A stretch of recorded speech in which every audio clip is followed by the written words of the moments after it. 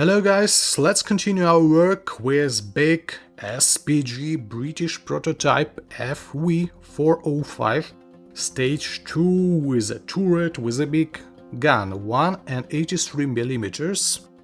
Rare kit from Taiwan company AFV Club. Key feature of this kit: it has good quality, good assembling level and a lot of movable and workable details in this kit. Well, sometimes it is useless, but nevertheless it is interesting kit.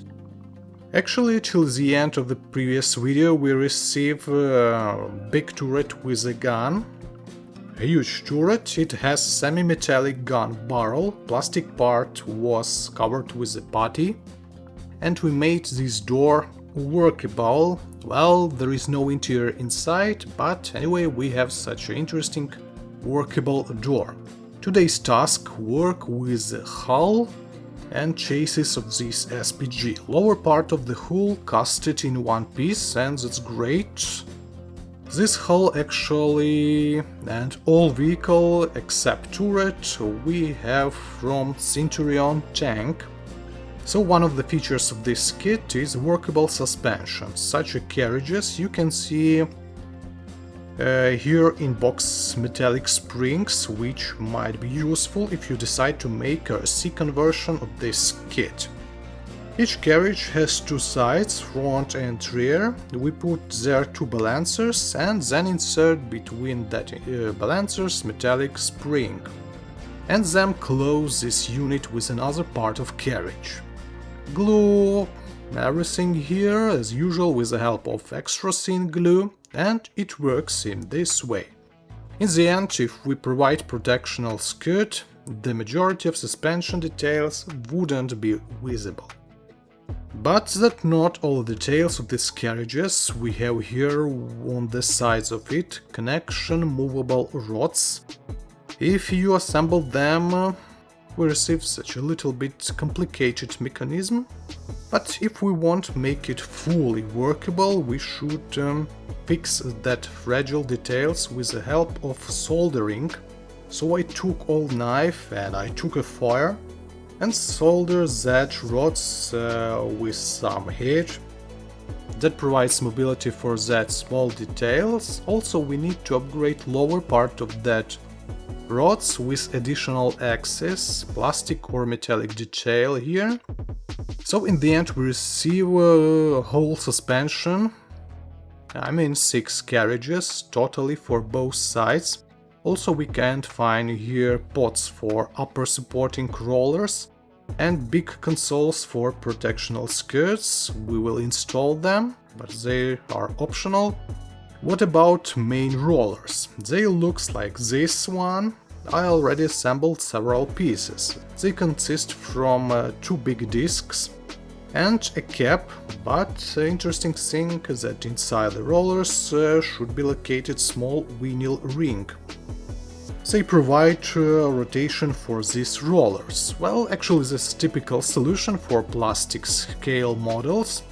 So add that ring and avoid too much glue there if you want to keep them rotatable. By the way, if you want to achieve more freely rotation for rollers, it can be a good solution if you drill basement for that rings with the help of 3.5mm drill. One more interesting thing that we have here 2 types of rubber bandages for rollers in this kit.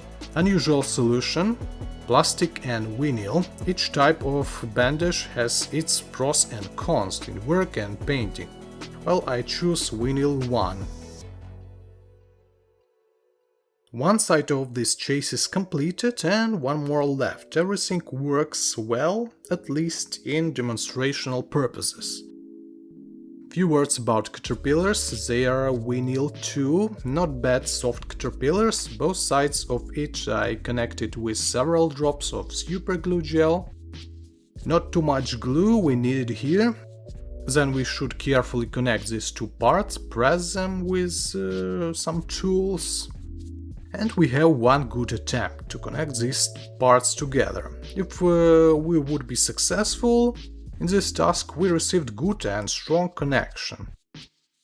And the connection itself wouldn't be visible. So chase is completed, it's workable, we can make some driving tests on our table, but you see that it works tightly and it can be fixed. You can add here some upgrades if it needed, but my purpose just to assemble it, and it would be static, ordinary scale plastic model, no RC conversion. So the same building guide compatible for AFV Club Centurion kits, and let's move on to the next building steps. I have connected rear upper armored plates. Everything according to instructions, there was no engine there, and there are only minor difficulties with radiator meshes somewhere there. Except this above engine armor plate, we have 3 more plates.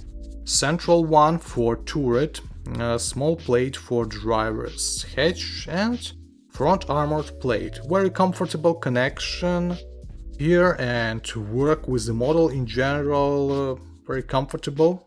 So step by step we adjust these big plates and then apply glue on the connection points. Then fenders, which contain big boxes for instruments, which have to be assembled from several parts.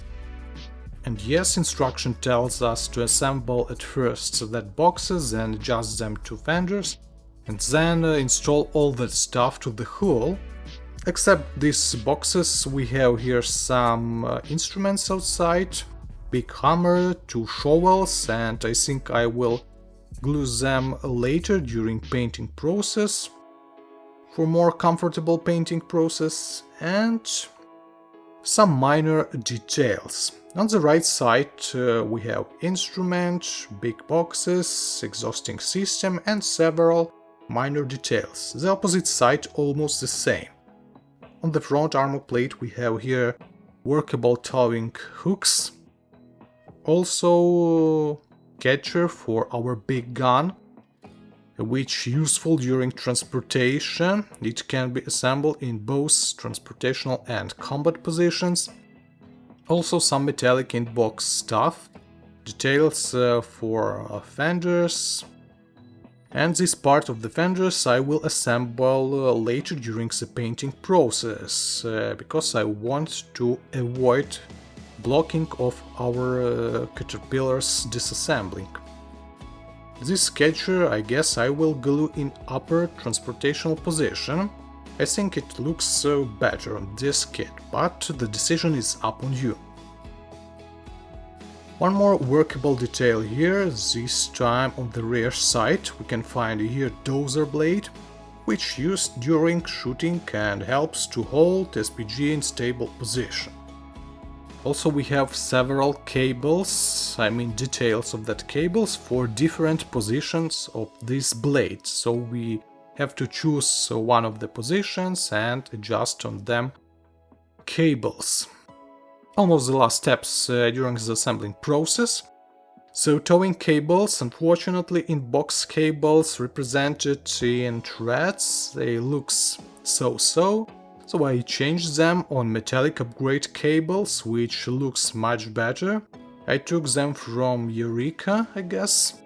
And we have protectional screens from very thin plastic. And that's great, we will install them later during painting works. And I guess that's all before painting. There are some minor issues left, but we will fix them later. So we received a huge model in 1:35 scale if we compare it, for example, with German Leopard 2A4 main battle tank. So we find out that they have similar sizes, at least in hull, but there are big differences in turret sizes.